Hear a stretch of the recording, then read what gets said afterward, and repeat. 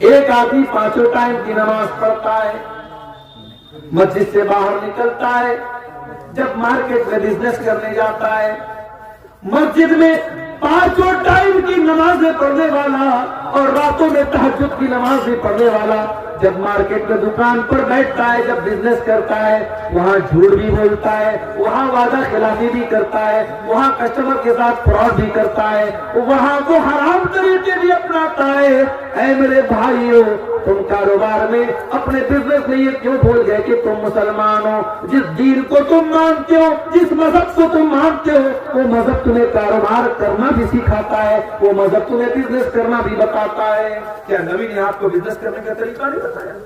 اللہ کے پیارے نبی فرماتے ہیں البیعان بالخیار ما لم یتفرقا فإن صدقا وبینا بورک لہما فی بیعہما۔ جب ایک آدمی سامان خریدتا ہے، ایک آدمی سامان بیچتا ہے، اگر دونوں سچ بولتے ہیں اللہ ان کے کاروبار میں برکت پیدا کرتا ہے۔ وإن کذبا وکتما، اور اگر دونوں جھوٹ بولتے ہیں محیقت برکت بیعہما، اللہ ان کے کاروبار کی برکت کو چھین لیتا ہے۔ اللہ کے نبی ایک دن مارکیٹ گئے، ایک صحابی اناج بیچ رہے تھے، غلہ بیچ رہے تھے، غالباً گیہوں یا جو کی دکان تھی۔ نبی نے ان کے جو کے اندر ہاتھ ڈالا، اندر کا جو بھیگا ہوا، اوپر کا سوکھا ہوا۔ نبی نے کہا یہ کیا ہے میرے بھائی؟ صحابی نے کہا اللہ کے نبی بارش ہو گئی تھی، اناج بھیگ گیا تھا، غلہ بھیگ گیا تھا، جو بھیگا ہوا غلہ تھا اگر اوپر رکھتا تو کسٹمر نہ خریدتے، میں نے نیچے ڈال دیا۔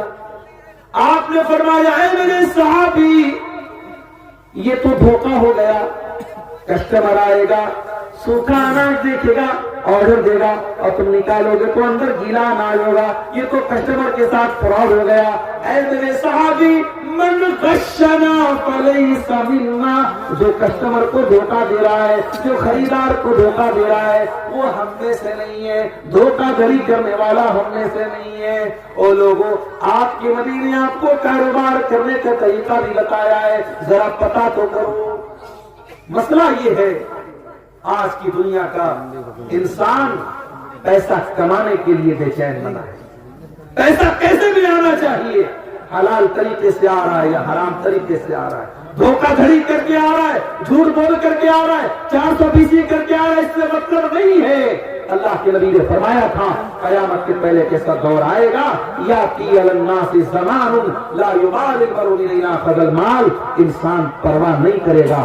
آپ کے اسی علاقے میں بندھن بینک، بندھن لون کی شکل میں عورتوں کو لون دیا جا رہا ہے اور باقاعدہ انٹرسٹ پر لون دیا جا رہا ہے، اور گھر کی عورتوں کو انوالو کر کے لون دیا جا رہا ہے، اور چند پیسوں کے لیے، زیادہ بڑا اماؤنٹ نہیں، 5,000 10,000 20,000 کا اماؤنٹ بینک کے ذریعے انٹرسٹ پر، بیاج پر آج مسلمان لے رہا ہے۔ میرے بھائیوں، جس مسلمانوں کے سماج میں لاکھوں کروڑوں روپئے لوگ اپنے فالتو کے شوق پر اڑا دیتے ہیں، کاش ہم کوئی سنستھا ایسی بناتے، کوئی ادارہ ایسا بناتے، کوئی یونٹ ایسی بناتے، ہمارا کوئی غریب بھائی ہے، اس کو پیسے کی ضرورت ہے، ہم کوئی ایسا سسٹم بناتے، آ میرے بھائی ہم تجھے قرضہ دیں گے اور اس کو کوآپریٹو بنیاد پر دیں گے، ہم تجھے بغیر انٹرسٹ کے قرضہ دیں گے، تو دھیرے دھیرے کر کے ہمارا قرضہ بھر دینا۔ ایسا کوئی سسٹم ہم بناتے تو ہماری بہت ساری قوم کے لوگ آج بیاج سے بچ جاتے۔ یہ بیاج اتنی خطرناک چیز ہے،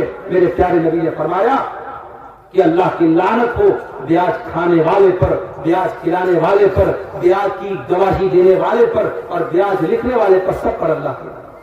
اس گناہ سے میرے پیارے ساتھیوں اپنی سماج کو ہم بچا سکتے ہیں۔